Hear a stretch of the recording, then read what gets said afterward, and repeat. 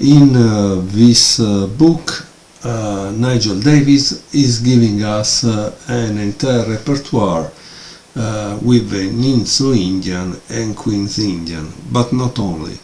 He tries to give us a repertoire also in case white plays something different, which could be c4, the English, or after d4 plays bishop f4, or some strange replies. So the good thing of this book is that Nigel Davies gives you a complete repertoire. Now, the thing is, why the Nimzo-Indian and Queen's Indian? Because they are huge, right? But the thing, like he said, he noticed that when he started to play them, his results as black immediately improved. And he got this repertoire thanks to a former Soviet champion, Psakis. And he begins the book with an introduction which shows one of the games by the Psakis, so I will show it here too. The game is kind of long, 50 moves, but obviously it's worth it because he's not selling you a flashy repertoire that wins in 20 moves. He's selling you something that should last you a lifetime. As always, at the end of the book you have the index of complete games and then the index of all the variations in the book. So you can use these two indexes to practically play correspondence game, because you will find the relative variation in a certain chapter. The book has more than 80 games as example, so I think that's kind of very good. Okay, so introduction. It starts with game 1, Magaramov white against Lev Psakis in Nims Open 1991. Magaramov open with d4, knight f6, c4, e6, knight f3, b6, and this is the Queen's Indian, right? g3 and bishop a6. So here white played b3. And he writes, because the book is similar to those of the series Move by Move, and so he asks you also some questions. Here he writes, this was the standard reply at the time. One of the reasons I do not recommend bishop a6 as part of a repertoire is because of a sharp line. Instead of b3, now it's queen c2, c5, d5, e takes d5, c takes d5, bishop b7, and bishop g2. When white gets a dangerous initiative for the pawn, it's not that this is necessarily bad for black. I just prefer to give lines that are harder to pin down with engine analysis and can be played based on understanding and common sense. So the question is, what do you recommend instead? And he says he recommends bishop b7. Let's see the move order.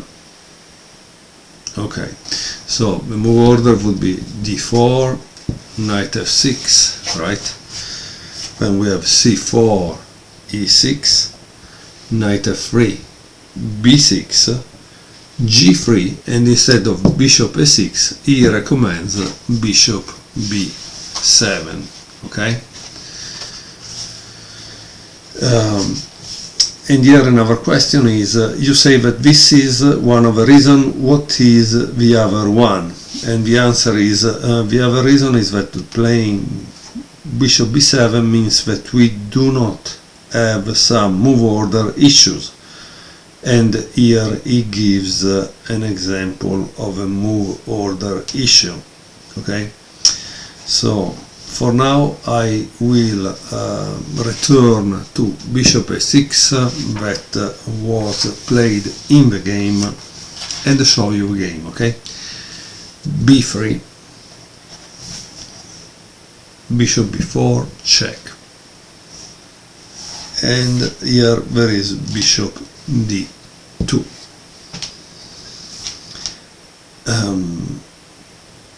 So here it says pretty much force, though with the bishop on d2 the move b3 is less than useful, and here gives a reason why knight bd2 is not a good move.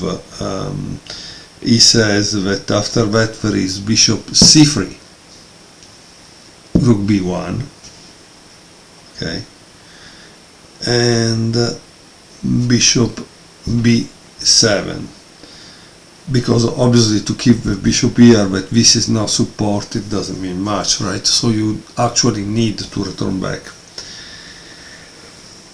And obviously at this point he says bishop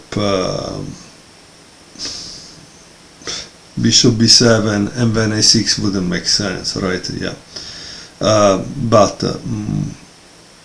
let's hear a second more about here. Okay, let's see what he says.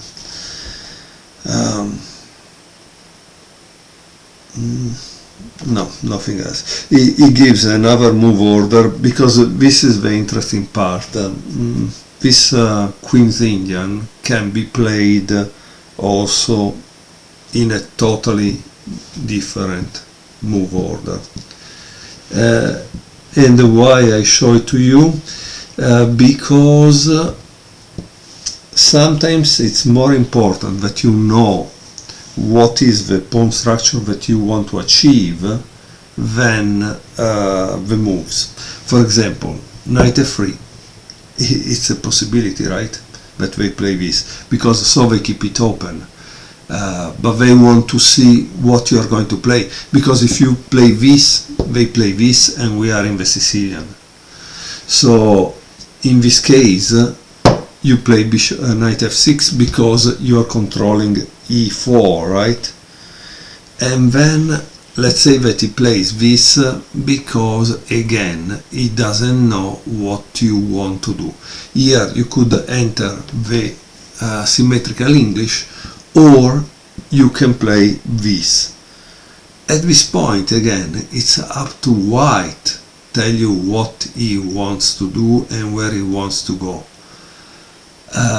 because if he plays knight c3, then you can think of bishop b4 again, it's a possibility.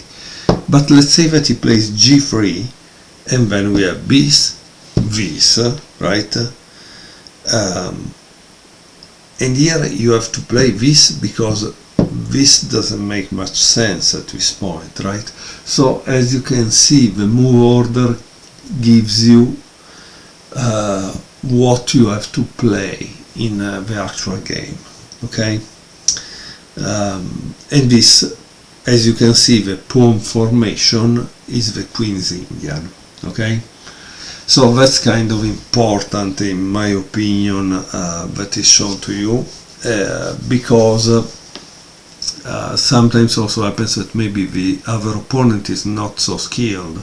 In this case white could be a skill master, but if he's not so skilled, he doesn't know what he's doing, and you know what you're doing.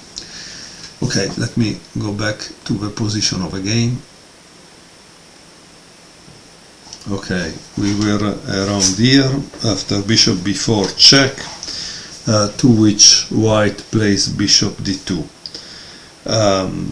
Now The author doesn't ask you to think about this position, but I do, because I'm interested in knowing what would you play next if you were black, no?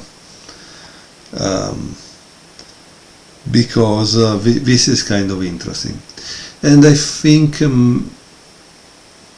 I should have put the position for black on the other side. I will do it next.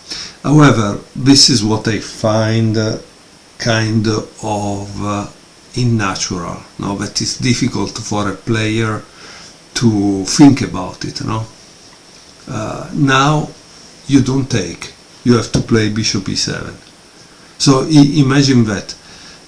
This is a situation you need to think about, because how will you play this move in your games?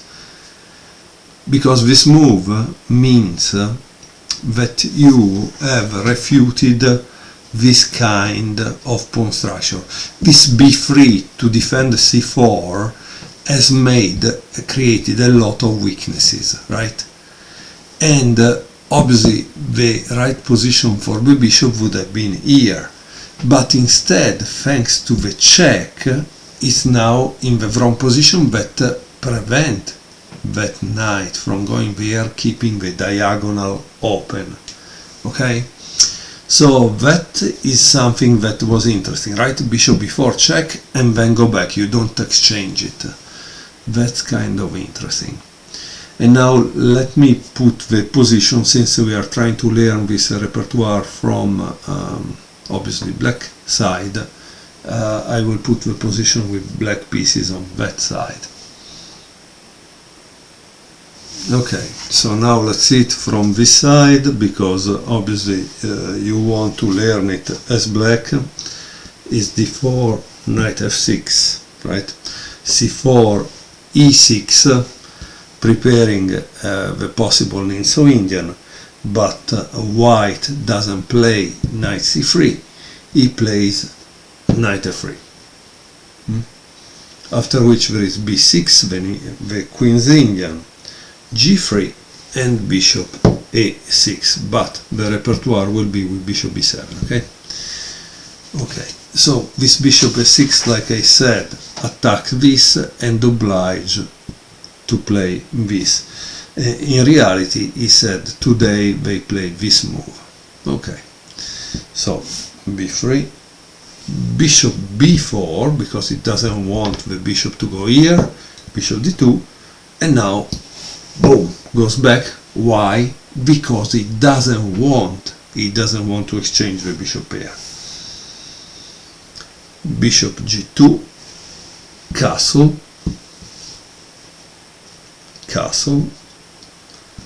and then again you have to think a second. What do you have to do? Obviously you have a problem on this long diagonal, and this here is not doing anything anymore, so you have to play bishop b7, knight c3, and once more you have to decide what you would play as black. Now, it's not that you really have to decide. I just ask you the question because I think it's important that when you watch this kind of videos you try to think for yourself, because one day you will be by yourself in a tournament game, right? And here he played knight a6, keeping the diagonal open. And here Nigel Davies writes, this is a setup we will reach for black, but without white's extra b2, b3 and bishop c1, d2 moves. Question: is it not useful for white to have these extra moves? Answer: no, not really. The pawn on b3 can interfere with the transfer of a white's queen to a4, so this is blocking it, and the bishop on d2 would now prefer to be on b2. Okay, so what does white play, because this is a typical move that you will find in all your games when you have this kind of fianchetto situation. The move is knight e5. Here Nigel Davies writes that the best way should be to exchange the bishop and then play c6. This for him would be the way to end of his position. But Lev Psakis, this former Soviet champion, guess what? He played d5.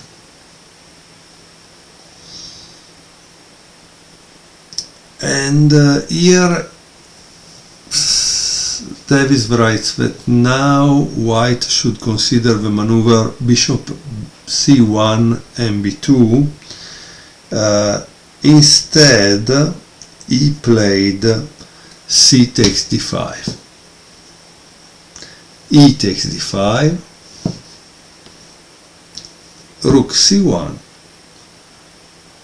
and now there is a very strange move, very strange. Why do I see strange? Because in other videos you have seen me saying that generally a queen escapes from a file where the rook is attacking or doing a kind of X-ray, but here black plays queen c8. You say, but wow, is just attacking there, right? Yes, but this is a maneuver. Again, this is still part of the opening, practically. It's an opening maneuver. So, in the beginning, what Fischer was really great at was to put his pieces on squares that were not attacked by the enemy, and squares that had the maximum activity. And here the idea is the same. Where does this queen here belong? Where does it go? It cannot go here, right? Because there is this. And does it belong here? No, it doesn't belong there either, because probably there would be something like this. So where do you develop that queen? Well, it seems that the right square for that queen is e6. So that's why black played queen c8. A move that obviously it will be very difficult to find during the game. And so I think this is the real lesson that Nigel Davies is giving us here. That piece placement in this opening repertoire that he's teaching us, it's very important, and we will see this kind of piece placement through the 80 games that he has decided to use as selection for the game, for learning this repertoire, right? Okay, and not only, there is another idea, obviously, behind queen c8. The fact that probably this rook then will go here, okay, to support the pawn d5. But what does it mean then is not only this, because at a certain point you have to fight for the center, right? So the maneuver is the queen here, that goes here, rook here, and then probably at the right moment there is c5, because you want to fight for the center and to attack, right? Okay, so how did it continue? Bishop g5, rook d8, and f4. Now notice that Nigel Davies makes a good job at give you also other alternative like this. Obviously, in a video I'm not gonna show you all the possible variation because I think that would be better suited for you to buy the actual book. Okay, but in general I will show you the ideas that I find more important. C5, E3 supporting, so as you can see now we have a tension in the center. One is fighting for d4, the other is supporting it. And then now knight c7, f5, and knight c e8. Here in another game it seems, because Magaramov plays this position a lot, black played rook e8, but it seems maybe rook e8 not the best. Maybe today at this point you need to use your own engine to discover what changed, okay? But here in this game in 1991 was played knight c e8. So how does it continue? With g4, h6, bishop h4, and queen c7. Again, very interesting move, right? Because you know that the queen is not gonna stay there. So what is really doing? I think it's baiting white. It's baiting white into move something. In this case, knight b5. And then he plays on b8.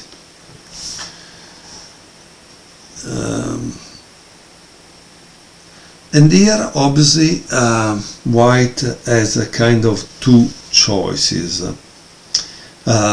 What do you do as white? One obviously is g5 and the other is bishop g3. In the game g5 was played, but bishop g3 is to consider, right?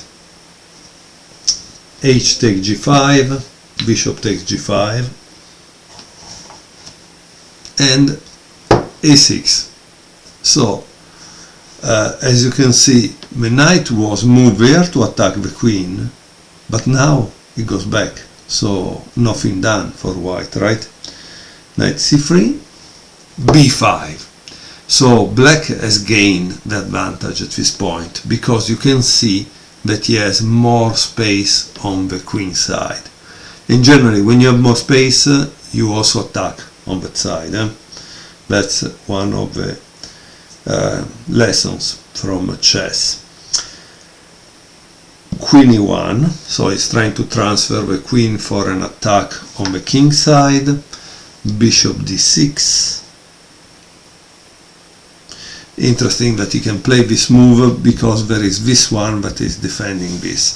So as you can see, black has a better position because white's attack is not really working. Queen g3 and rook c8. And here probably the position needed something like rook c d1 or bishop f3. Instead white played this move, king h1.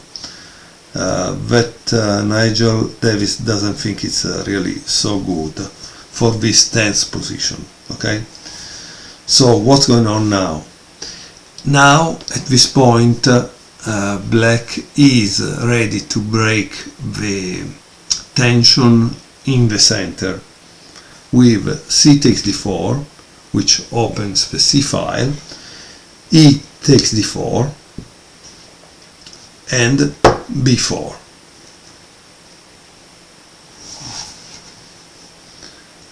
Well.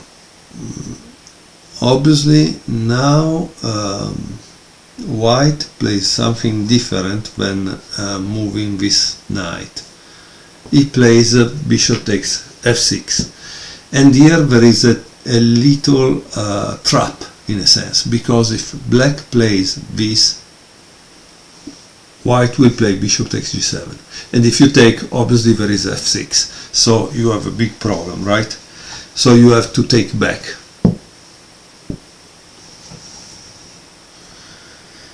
And after taking back, obviously at this point white needs to move that knight on a4. As you can see, and this is why you need to learn the endgame, because most of these masters have discovered their own pet lines, and these pet lines will give them an advantage in the end, not in the beginning. Practically they already know which endgame this position is gonna end up to, and at that point you just need to know how to convert that endgame into a win. Okay, so rook takes c1, rook takes c1, and what do you think is black going to play now? As you can see, we are at move 29. Move 29. This rook has never been in the game. You need to activate that rook. That's a fact. Okay. And so black played queen a7. Another possibility was queen f8 controlling g7. Okay, that was a possibility. Knight c5 and rook e8. So here it says it must have been a difficult decision to choose between this, rook e8, and rook c8, but Psaki's moves are motivated by the spirit of counter-attack. Queen f4, and here he says this is probably not the best. Okay. However, it seems that also if he played knight takes b7, black was still rock solid, and here he gives a line. However, why this is not the best? Because it gives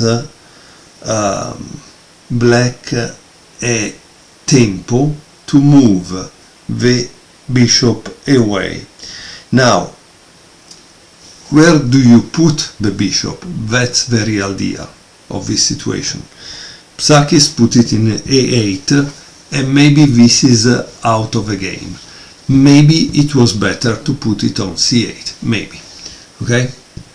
Because again, as human being, probably we have difficulties to know that. Maybe today a computer can. That time was 1991. Computers were not strong enough to tell you which was the right move. Bishop f3, queen e7, rook g1. As you can see, all the forces are moving on the king side because white doesn't think he can do something there. Bishop takes e5, d takes e5, queen takes e5, and now obviously it seems that white would have been okay to take on e5 because the pawn is getting back by playing this, knight takes a6. Instead, he played queen h6. So, if you want to see the continuation with queen takes e5 that is given by the author, it's here in the book, okay? So, how do you defend there? That's the point at this in this moment. It's kind of very, very important, right? And the moment is saved by knight h7. The problem at this point, we are at move 36 nearly.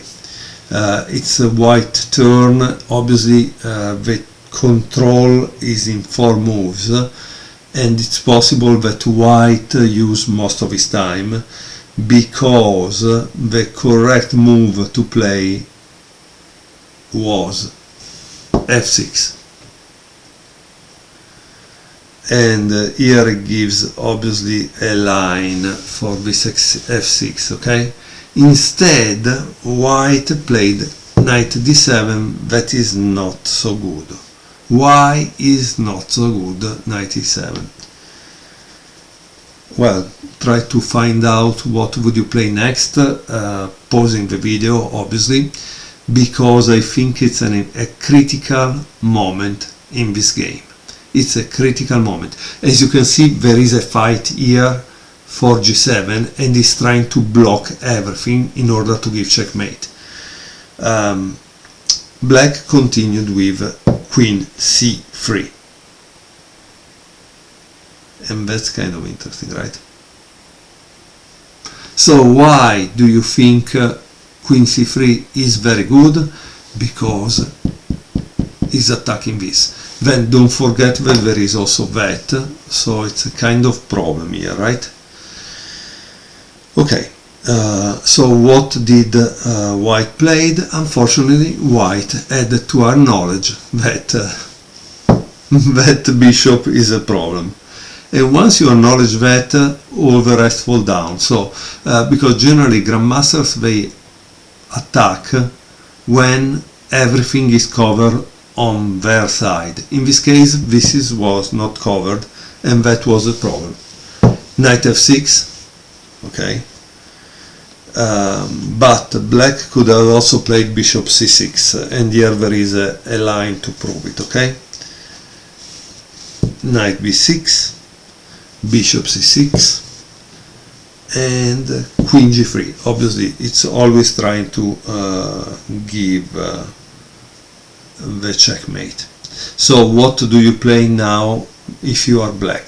Try to always put yourself in the black position, because you know what, they teach you the opening moves in courses and so on, but is not good enough. You need to know in this situation what to do, right?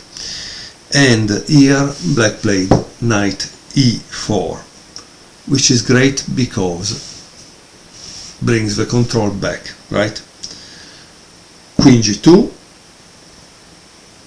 queen e5, bishop takes e4, and queen takes e4. At this point you cannot give checkmate there anymore, right? And here it says a practical decision entering an endgame with an extra pawn. From here on, white is fighting for his life. So as you can see, once more, it's not enough that they teach you the opening moves. You need how to convert this endgame into a win. If you don't have that kind of technical knowledge, why did you waste time studying the opening? Queen takes e4, d takes e4, rook c1, obviously is trying to bring the king out because that was kind of problematic, right? e3, king g1, bishop f3. Oh, now it's a big problem, right? Knight c4, f6, rook e1, e2, king f2, bishop h5, knight e3, rook e5, h3, king h7, rook c1 is probably trying to change the blocker, because as you can see in this case, that's why I like a book that show you the entire game, because you learn some ideas that will be useful in your own game. For example, this rook c1, why? Because so you activate the rook and eventually you put this here, because the king is unvaluable, no? It's more than $1 million, but for any practical level is like to have a piece that value 1 blocking it, then a piece that value 5, right? So that's why. King h6, h4 blocking the king there, but rook e4 give you some trouble to solve, right? And now there is knight g2, rook e5 attacking this, knight e3 trying to propose a draw. Are you going to play this? No, he's not. He plays king h7, rook e1, rook c5, king g3, rook a5, knight c2, rook takes a2, but he could have taken also probably there. Let's see. And now there is rook, knight takes b4, and the end of the game is with rook a3.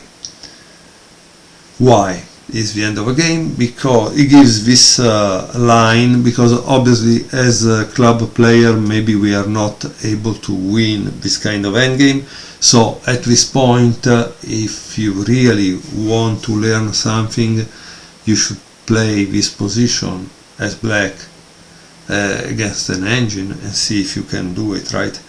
The line that Nigel Davies gives is king f2, rook takes b3, knight takes a6, rook f3, king g2, and rook takes f5, and this wins easily for black. Okay, now the game continue with a little historical part, which is game 2 and 3 that are played against Nimzo-Indian. No, game 2 against Nimzo-Indian and game 3 against Davies. Because Davies was clear, he said that when he started to adopt this kind of repertoire, his results as black improve dramatically. And that's what I want really to tell you. Unfortunately, you need to learn openings, this mainstream opening, because they will give you great results, or also great losses when you find yourself the white player being a grandmaster. I have seen Grandmaster Feingold that he also played d4, and against the Nimzo-Indian he really won a lot of games as white. But what does that mean? That he knows his line and his endgame better than the opposition. And so again, you need to study all the 3 phases of the game. You cannot only study the opening and think that you will win because of that. Okay? Thank you very much for watching. See you next time.